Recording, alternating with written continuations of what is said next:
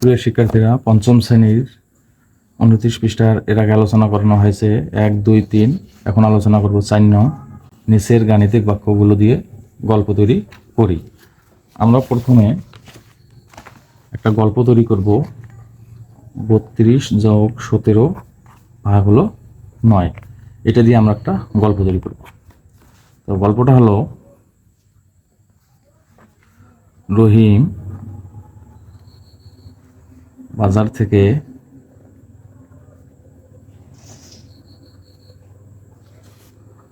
32টি লিচু ক্রয় করলো এবং তার মা তাকে আরো 17টি লিচু দিল। রহিম সবগুলো লিচু তার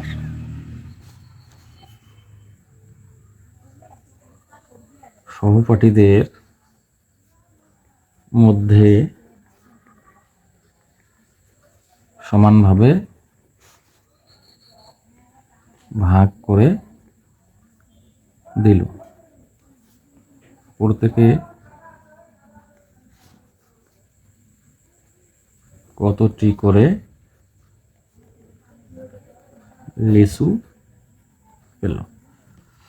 রহিম বাজার থেকে 32টি লিচু ক্রয় করলো এবং তার মা তাকে আরো 17টি লিচু দিল। রহিম সবগুলো লিচু তার সহপাঠীদের মধ্যে সমানভাবে ভাগ করে দিল।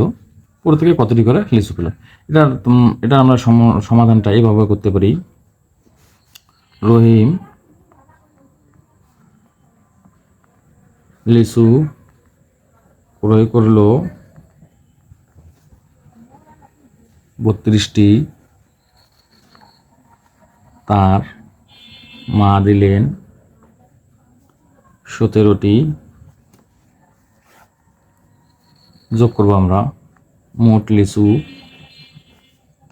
49টি লিচু সে যে কোনোভাবে 9 জন সহপাঠীর মধ্যে ভাগ করে দিয়েছে। তাহলে 9 জন সহপাঠী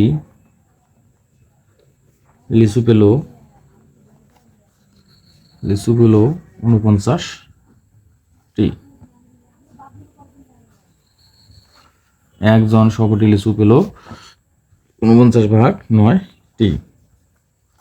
এখানে রাব করব, 9 দিয়ে 49, 5 নং 45।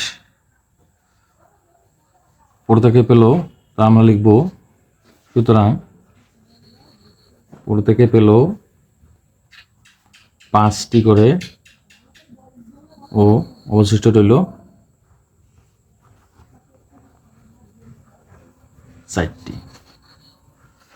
আমরা এইভাবে সমস্যাটি সমাধান করতে পারি।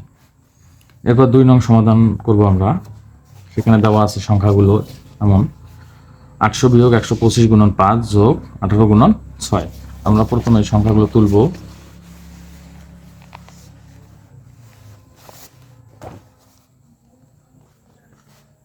তুলব 800 বিয়োগ 125 গুণন 5 যোগ 18 গুণন 6।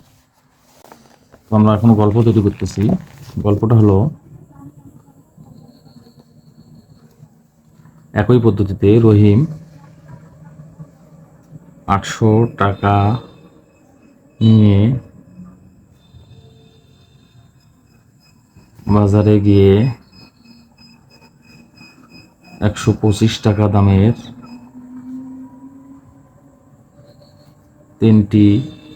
5টি খাতা ও 18 টাকা দামের 6টি কলম কিনল। তার নিকট কত টাকা অবশিষ্ট রইল? এভাবে আমরা গল্পটি তৈরি করতে পারি। এবং সমাধানও করতে পারি। সেটা হলো, সরি একটু মিস্টেক হয়েছিল, 800 টাকা হবে। রহিম 800 টাকা নিয়ে বাজারে গিয়ে 125 টাকা দামের 5টি খাতা ও 18 টাকা দামের 6টি কলম কিনল। তার নিকট কত টাকা অবশিষ্ট রইল?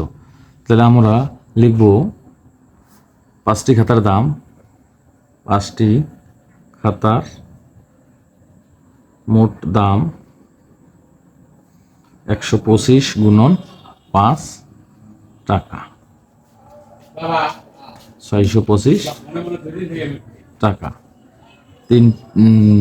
6টি কলমের মোট দাম 18 গুণন 6 টাকা, 108 টাকা। আমরা গুণ করলাম, তাহলে মোট খরচ হলো 625 যোগ 108 টাকা। তাহলে যোগ করবো 8 5 13, 3 হাতে করি 1, 2 এর একে 3, 6 এর একে 7, 733 টাকা। কিন্তু রহিম 800 টাকা নিয়ে বাজারে গিয়েছিল, তার নিকট অবশিষ্ট রইল, সুতরাং অবশিষ্ট রইল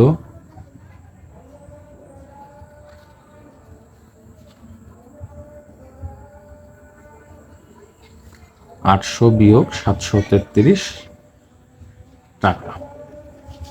3 10 করতে 7 হাতে 1, 3 এর 4, 4 10 করতে 6 হাতে 1, 7 এর 8, 67 টাকা। এই প্রশ্নটির সমাধান আমরা এভাবে করতে পারি। আশা করি তোমরা সকলেই বুঝতে পারছো।